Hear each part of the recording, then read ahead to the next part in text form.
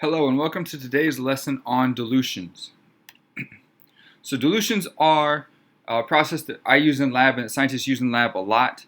And frequently what we use them for is to prepare a solution that we can use in lab from a standard stock solution. For example, we get hydrochloric acid in that comes in 12 molar concentrations. And we don't use 12 molar in lab, so we have to make it a lower concentration that we can use with our students. An example here.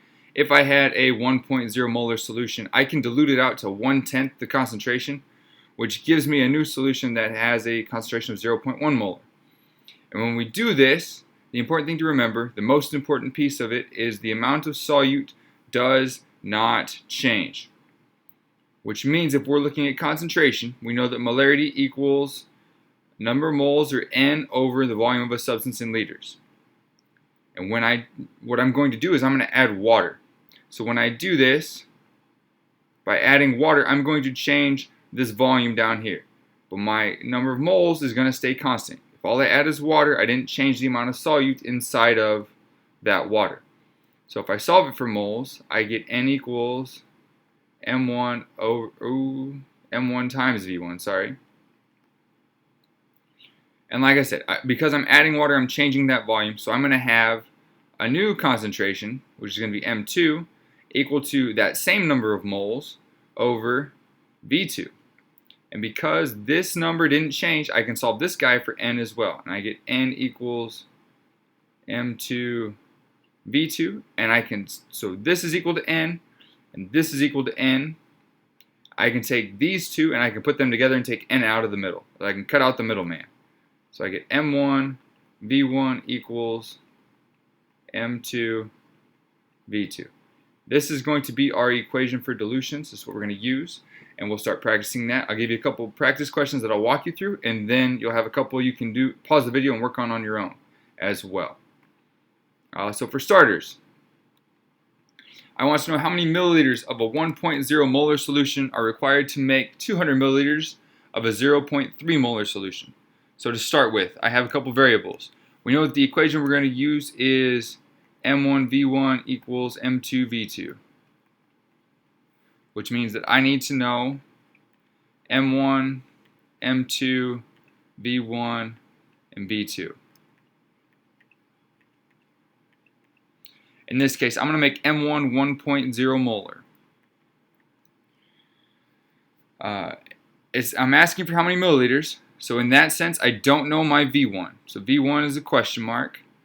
But I know that M2 is I'm making 200 milliliters of a 0.3 molar. So my M2 is going to be 0.3 molar. And I told you my volume, I'm making that many milliliters. So V2 is going to be 200 milliliters. In this equation, we said volume has to be in liters. For this guy, because we're comparing, it doesn't matter what you use for volume. So we can leave our volume in milliliters here. That is fine because it's just a comparison. So if I have milliliters on this side, I need to have milliliters on that side. We could use liters, we could use kiloliters, we could use gallons. In this case, we're going to use milliliters. Just got to stay the same on both sides. So I'm solving for V1. If I want to get V1 by itself up here, I'm going to take both sides and divide by M1. So when I do that, I get V1 equals M2 V2 all over M1. Then I can substitute numbers in. So V1 equals, my M2 was 0.3 molar times V2, which was 200 milliliters. And I can divide all of that by my M1, which was 1.0 molar. What you'll notice is I have molar on top and I have molar on bottom, so I can get rid of those. And then I'm going to solve this down here. So V1 equals 0.3 times 200 is 60. And 1 on the bottom is 1.0. And 60 divided by 1.0, my units stay on 60. It's going to be milliliters. So my V1 is going to equal 60 milliliters. So that is how much of my 1.0 molar solution I'm going to need is 60 milliliters. Let's do another practice problem. Same kind of question. We'll expand it a little bit at the end. but we'll do the same steps to get there. So what volume of a 16 molar sulfuric acid solution must be used to prepare 1.5 liters of a 0.10 molar sulfuric acid solution? And so we know the equation is M1V1 equals M2V2. I know off to the side I have M1, I have M2, I have V1, and I have V2. M1, we're just going to go with the first number, is 16 molar. I don't know it of V1, but I know M2 is going to be 0.10 molar. V1, like we said, we're looking for what volume, so I don't know. So V1 is going to be a question mark. V2, we said 1.5 liters. So this one's measured in liters, the last one was in milliliters. Doesn't matter what your answer's in unless I ask for it up top.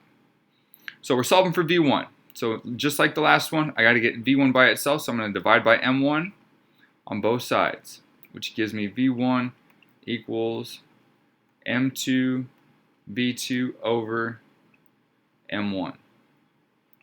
And then I know that V1 equals M2 was 0.1 molar. I know that V2 is 1.5 liters. And I know that M1 is 16 molar. So I know my molars cancel, and I can do the math. So V1 equals 0.1 times 1.5 is 0.15. And I have liters on top. I'm going to divide that by 16 molar on the bottom. So V1 is going to be equal to 0.0094 liters. That tells me how much of my concentrated 16 molar sulfuric acid solution I need. Okay? I can then expand this out. And I can say, what if I want to know how much water? How much water is needed?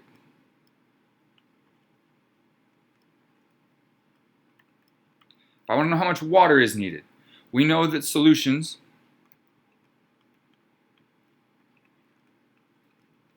are equal to solvents plus solutes.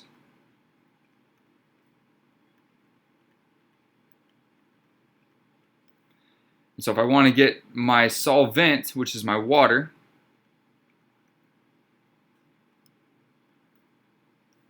if I want to get that by itself, that's really bad. I have to subtract my solute, which is H2, in this case H2SO4.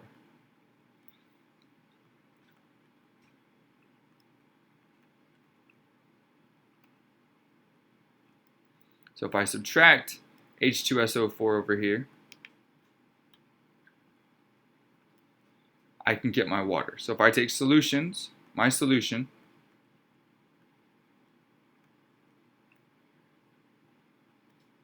minus H2SO4, I should get my water. So my solution we said was 1.5 liters. My V2 is 1.5 liters minus my V1, which was 0.0094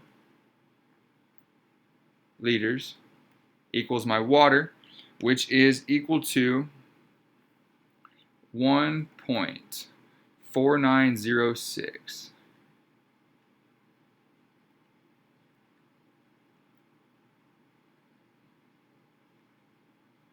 liters.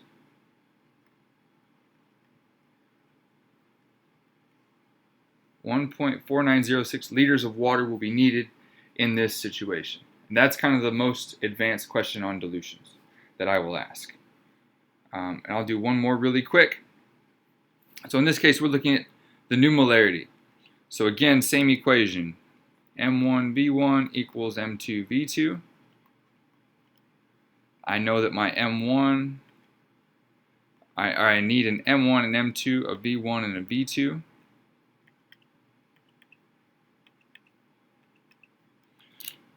So if I go with numbers that I have 14.9 molar. So let's make that M1. I know that my V1 is going to be 25.5. And I know that I'm getting a final volume of 1 liter. So V2 is going to be 1.00 liters. I'm looking for M2. And what you're going to catch here is I have milliliters and I have liters. I need to make them both the same. It doesn't matter which way you go. And you can do either. In this case, I'm going to go to liters on, or I'm going to go to milliliters on both of them. And so my M1, V1, I'm solving for M2 here, so I'm going to divide both sides by V2. So I get M1, V1 over V2 equals M2. I plug numbers in. I have 14.9 molar times 25.5 milliliters, and I should change this. This is going to be, because 1 liter is the same as 1,000 milliliters. Make that simple. And that's going to divide by my 1,000.